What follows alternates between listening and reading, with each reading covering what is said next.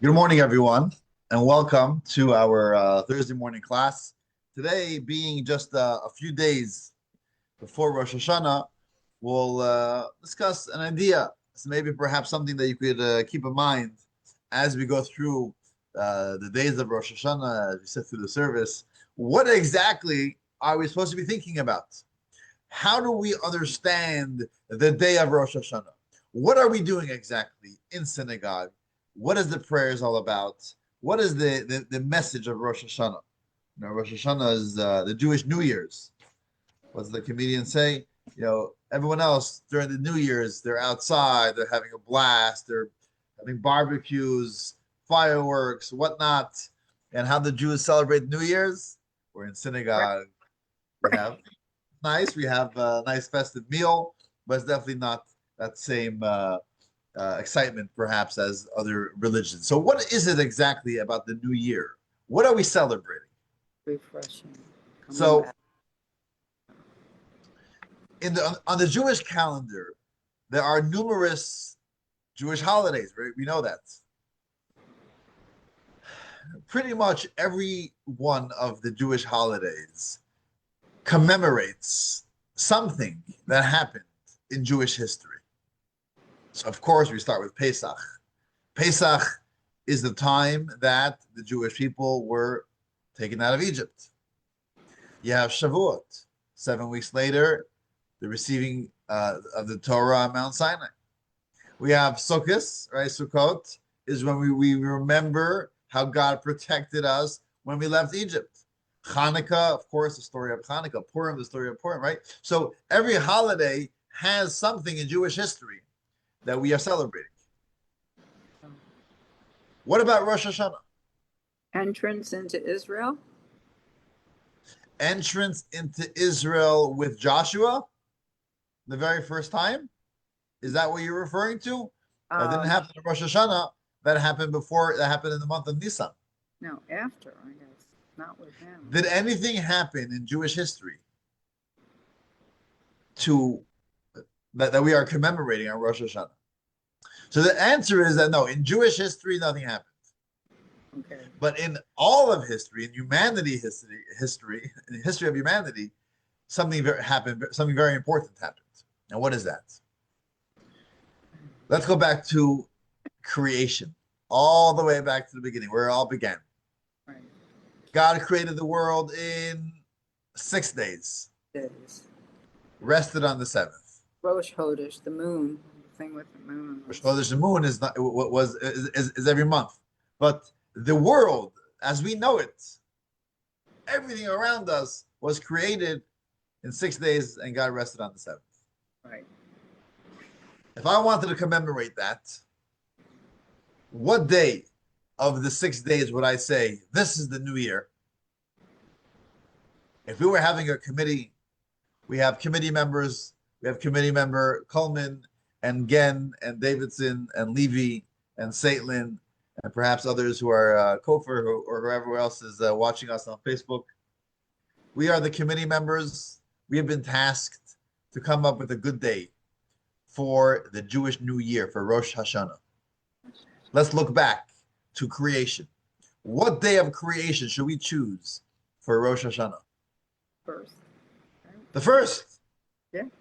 Bereshit bara Elokim. In the beginning, God created heaven and earth. Day one, Vayihi Or, there was light. The first day of creation. This is when it all began. Let's appoint this day. Let's designate this day for the day of Rosh Hashanah. But no, evidently Dina was not on the committee because they decided for a different day. What day did they decide on? They decided on the sixth day. Rosh Hashanah is actually the sixth day of creation.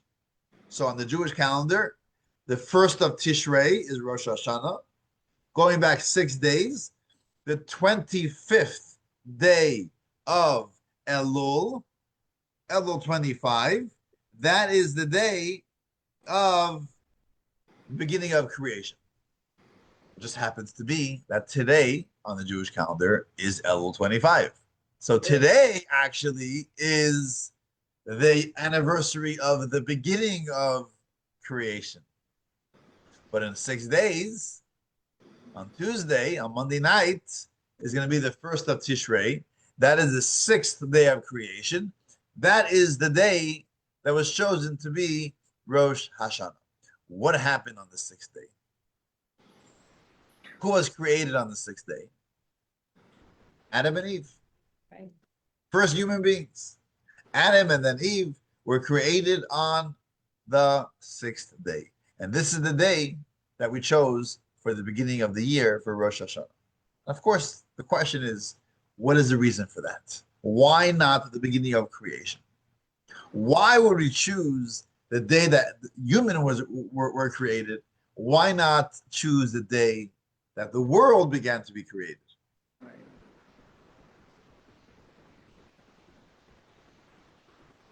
So,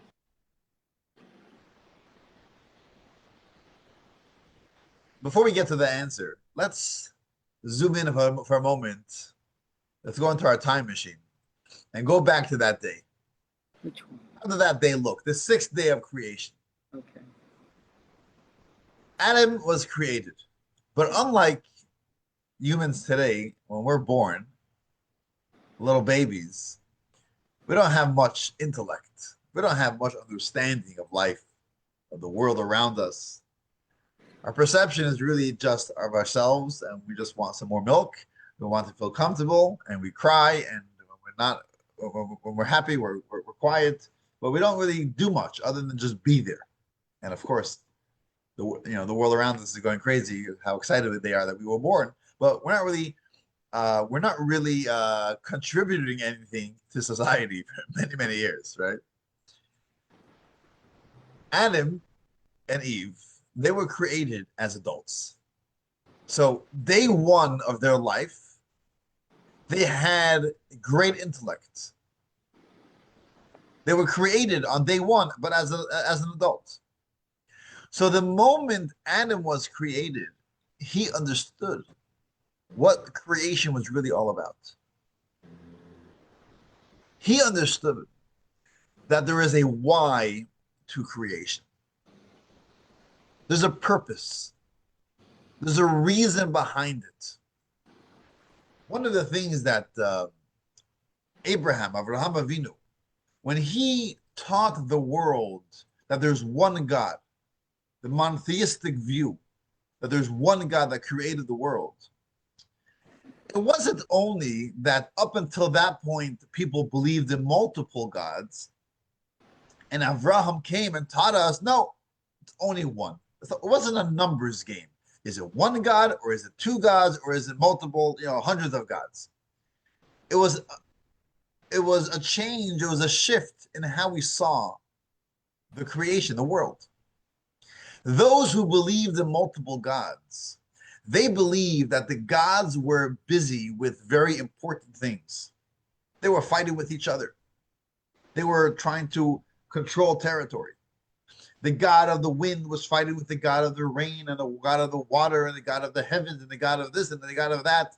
And as a result, a byproduct of these issues that they were dealing with was the creation of heaven and earth, was the creation of the physical world.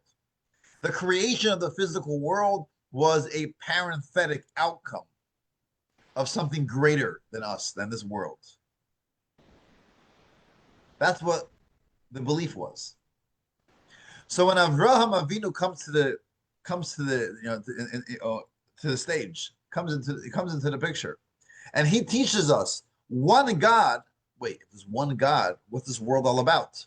Oh, Avraham tells us God deliberately, intentionally created this world. You're telling me that this world is not a mistake? You're telling me that this world was created by God for on purpose? It must be. There's a reason for it. And this is what Avram was teaching everyone. Avram was telling everyone, the world is here for a purpose. There's a reason. There's a mission. There's a mission statement to this world.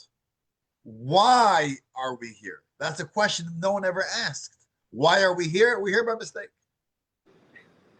No. Avram says there's one God who deliberately created us for a reason. Now that is demanding, because if there's a reason, that means that I got to live up to something, right? If it was a mistake, I could say I'll just get by life. I'll just move along.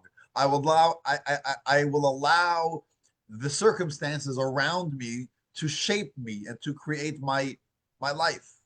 But once Avram teaches us, no, there's a reason why you were created. Oh, that means I gotta live up to something, right? So it wasn't an easy acceptance to this way of life. But this is what Avram taught, and it goes back all the way to Adam and Eve. The moment that they were created on day 6, they recognized the world is here for a reason. There's a purpose to creation. And what is that purpose? To bring holiness. That God wanted a place, a physical place, where naturally godliness is concealed. And through us, through human beings, working the world, bringing out the purpose of the world, how this is all meant to be aligned with God's purpose, then we are able to draw down God's energy into this world and elevate this world, elevate this physical world to a godly place. Yeah. This is what the purpose of creation is, to make the mundane world more godly. How is that done? Of course, for Jews, it's following in God's ways, but in general, it's being more aligned with the purpose. Why are we here? Thinking about others, don't think about self, being more selfless, less selfish. That is the way we elevate this world. This is what Adam recognizes. So what does he do? Going back in our time machine to day 6, Adam and Eve are created together with the animal kingdom. All the animals were created. And what does Adam do? The Midrash tells us that he stood up and he gathered together all the animals of the jungle, of Gan Eden, come together. And Avraham and Adam proclaims and says, "Come together, all animals. Let's proclaim the greatness of God. Let's bow and proclaim that God is the God of the universe. Let's recognize that there is an owner to this castle. That the world is not here just on its own, has not evolved to what it is today on its own, but there is a maker. There is someone orchestrating everything. There is someone behind it that is the engine behind this world. The world was created for a reason. There is a God. Let's recognize that." And all the animals, together with Adam and Eve, all proclaim that God is the God of this world. God is the king of this world. That is what happened on day 6. So why did we choose day 6 of creation to be Rosh Hashana? Because that exactly is the theme of Rosh Hashana. Creation of the world was great, but for 5 days, the creation of the world was missing a very, very important element. We had no ability to bring the world to its purpose. It was like a locked box. Imagine someone gives you a gift. Oh, do I have a gift for you? And I come to you and I bring you the safe. And I say, here's the gift. You'll enjoy it for generations. You have it, but it's locked. You don't have the key. So what are you supposed to do with it? So you put it down on the table, you put it in the closet. Hopefully one day you'll get the key. So maybe days go by, weeks go by, you have a locked safe. Are you excited?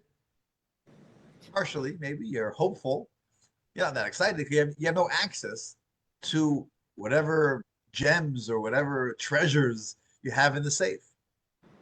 And then one day you open the mail and you look, certified mail.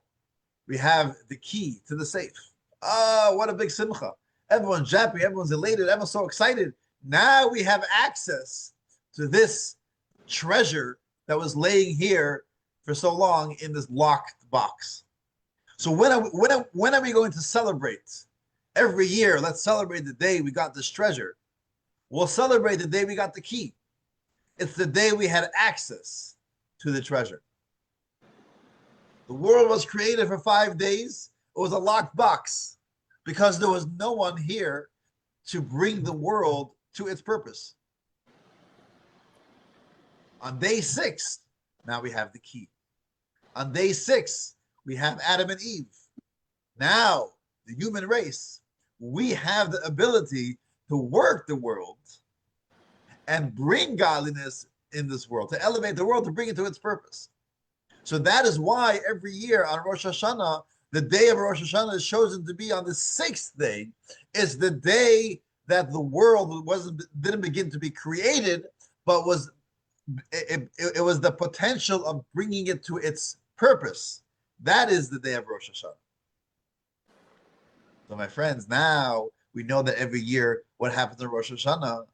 Now maybe that could give us some insight of how we should focus our minds on Rosh Hashana. What are we thinking about on Rosh Hashana? What are we thinking about when we hear the sound of the shofar on Rosh Hashana? To get up and move forward. Are we exactly? So many have this feeling, and which is a true feeling, that Rosh Hashanah is about me. How am I going to have a good year? I'm asking God to give me all my needs. I should have health, and I should have wealth, and I should have nachas on my kids, and I should have all that I'm asking for. And that's 100% true. And we all pray for each other that God should grant all of us all that we need. But is that the sum total of Rosh Hashanah? That's the question. It's that, but it's a lot more. Yes, we should ask for our needs, and God should grant us our needs. But in addition to that, if you look at this at the different texts in the prayers of Rosh Hashanah, you'll see a heavy focus on crowning God as king, on recognizing and proclaiming that God is the king of the universe. Just as Adam proclaimed that on the original Rosh Hashanah, the day 6 of creation, the first day that Adam was created, right away he recognized that God is the God of the world. So too, we on Rosh Hashanah every year, we also proclaim that God is the king of the world. And that's when we blow shofar, as it used to be when they would appoint a new king. They would blow trumpets, right? They would blow the shofar. So we're appointing God as king. Now we know, to me and you, that whether we blow shofar or not, God will still be king over the world. It's not up for elections. Right. God is going to be king whether we do it or not. The difference is God going to be doing this out of pleasure, so to say, or doing it because this is just what he has to do? God wants to hear from us. God wants to hear from us that we are accepting God as king. God enjoys that. So where's our focus going to be? Is our focus going to be on what I could gain out of Rosh Hashanah? Or is the focus on what is needed of me on Rosh Hashanah? I am here for a mission. I'm accepting God as God of the universe, as my God. And therefore, a byproduct of that is, what do I got to do? What is my mission this year? What do I have to accomplish? Not for myself, but for the greater good. That is how we should be focusing our mind on Rosh Hashanah. Yes, ask for all our needs, and God should grant us all our needs. But take it a step further. Tell God, it's not only about what I need out of this day. I am here for you. I am proclaiming that you are the God of this universe. That is what Rosh Hashanah is really all about. And what can I do to make this world a better place? So, having this in mind with Rosh Hashanah,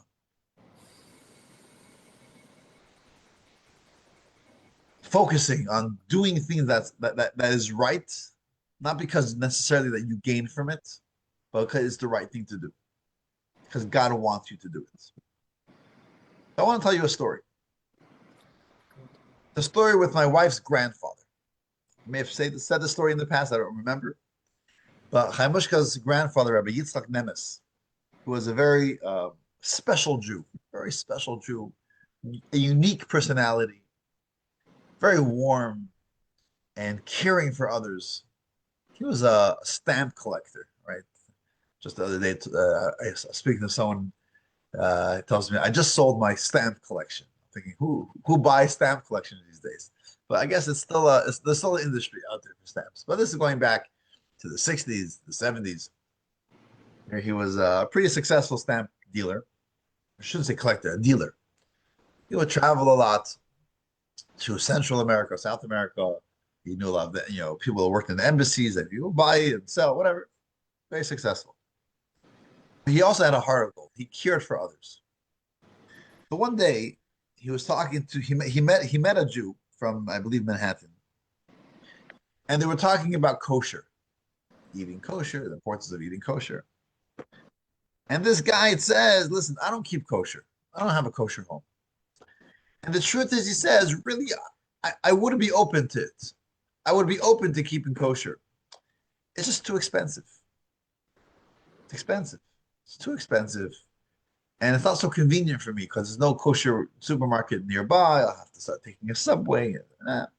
It's just not very convenient for me to keep kosher. So when Yitzhak Nemes heard this, what did he do? He says, "Don't worry. I'll provide you the kosher food. Don't worry about it." And he was a man of his word. Every week, he would go to the supermarket. He would buy kosher meat and some other kosher products. He would go on a subway, travel probably about, this whole ordeal probably took about 2 hours or 3 hours every Sunday. And he would drop off a package of kosher food at this man's house. Wow. He did this for years, maybe 2 or 3 years. Every Sunday, he spent a few hours, and he always felt, oh, I know it's a big schlep and inconvenience for me, but at least another Jew is keeping kosher. Well, about 3 years go by. And one day, this man tells him, "Mr. Nemes, I really appreciate you coming out. Thank you so much, but you could stop coming." "I'll tell you the truth," he says. "I haven't really been eating all this food that you've been sending. It's too salty. It's this, it's that. It's not my taste. I haven't really been eating it. In fact, I've been giving it to my dog." Now, you can only imagine how Mr. Nemes felt when he hears this. That for the last 3 years, I've been spending my whole Sunday bringing kosher food to someone, and he has the audacity not to tell me anything for all this time. And then he tells me he gives it to his dog. I mean, he felt horrible. Okay. Fast forward a few years. In the neighborhood of Brooklyn in Crown Heights, once a year, twice a year, they have what's called a Pegisha. Pegisha is a beautiful Shabbaton, as they call it.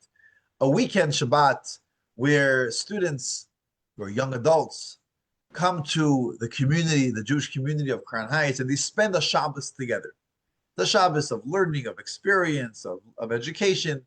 It's an amazing experience for those who perhaps have not really experienced Shabbos before, where you get hosted by various families in the community. You have a Shabbat dinner with the family, and there's programs and there's classes. You go to synagogue. It's a very nice experience, a Shabbat experience. So there's a Pegisha in Crown Heights, and very many families around the neighborhood are hosting various students and young professionals.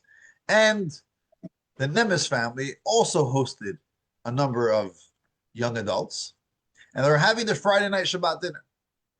And they're going around the table, and each person is telling them why they came for Shabbat, what brought them to Crown Heights for Shabbat, what are they looking for, what are they searching for.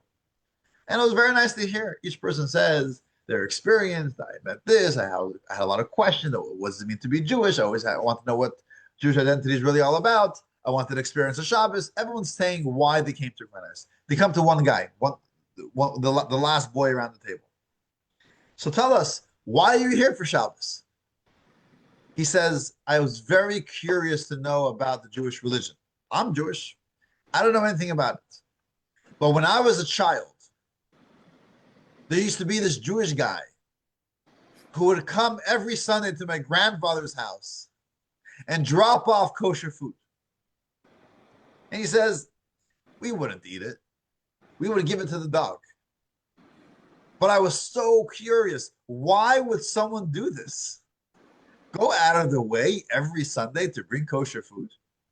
There must be more to Judaism. I need to know more about this. So he came to Crown Heights. He experienced the Shabbos. He loved it. He started adopting more and more of the Jewish religion in his life until he became a full-fledged, proud Jew. Today, he has a wonderful Jewish family. All because of what? Because a man was doing a favor to another person, even though in the short term, they were just throwing it away. Seemingly, it had no effect. It was purposeless. But never underestimate the power of a good deed. Going out of our own little box, thinking about someone else, doing a favor for another person. Even if in the short term, what have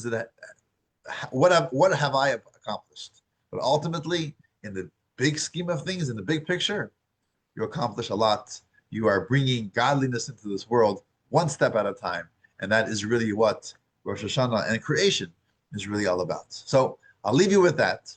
It's great. Thank you for joining us this morning. So good to see you. Rabbi Mendel. I'm sorry about our long break, but I'm happy that we're back. Next week, Thursday, it's the day after Rosh Hashanah. We'll have class again. Perhaps we'll focus more on Yom Kippur. Okay. And after that, we're ready to get into the holidays of Sukkot. So we're going to take another break. I have to look at the calendar. It's another 2-week break. And then in the last week of October, we'll start our regular session, Thursday morning session, where we'll deal with, I believe, the book of Mishlei of Solomon. We'll study that in great depth. So that's our schedule. So next week we're on for Thursday morning, and then we take another little break. Okay. Be well. Have a good Shabbos. All the best. I want to wish you a Shana Tova U'Metuka, a happy, healthy, sweet New Year to all of you. Thank you. Thank you, Rabbi.